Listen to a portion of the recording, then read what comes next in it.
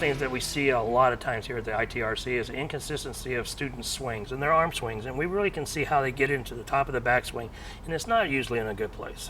Right, and that's really where we see inaccuracies at the arrow and down at the break point, mostly because there's just from shot to shot, their swing's coming from a different angle. And they're sliding in the same place, they're laying the ball down in the same place, but it's coming from a different angle at the top of the backswing down through the shot, through their finish position towards the arrow, and they can see 4 or 5 boards plus difference down at the break point. Right, so how you get it into the swing is most important, and then at the very same time, how it comes down, that we're not rerouting it, because that's just very difficult to control from shot to shot. So we really look at 2 stages. One, getting into the backswing or to the top of the swing, and the next stage, how it comes out of the top of the swing into the release.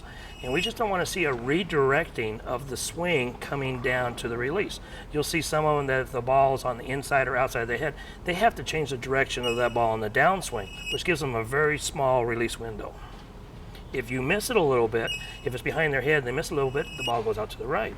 If they hold on to it a little bit longer, it goes actually left. So you have to release it at just the perfect time.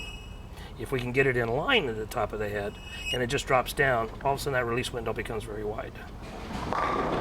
When we're coaching here at the ITRC, a lot of times when I'm looking at the video and we see players who have inconsistent launch angles, the first thing that I'm going to look for is what's going on at the start. Is there an inconsistency with the direction of their push away, which in the end is going to be an inconsistency of where they are at the top of the swing. Sometimes it's inside of their head, sometimes it's outside of their head. And ideally we want to be just directly in line with the head when the ball's at the top of the swing. Yeah, because you'll get it up to inside their head or outside their head. They have to redirect. So again, that release window is so small that you have to be perfect to be able to keep the ball on line.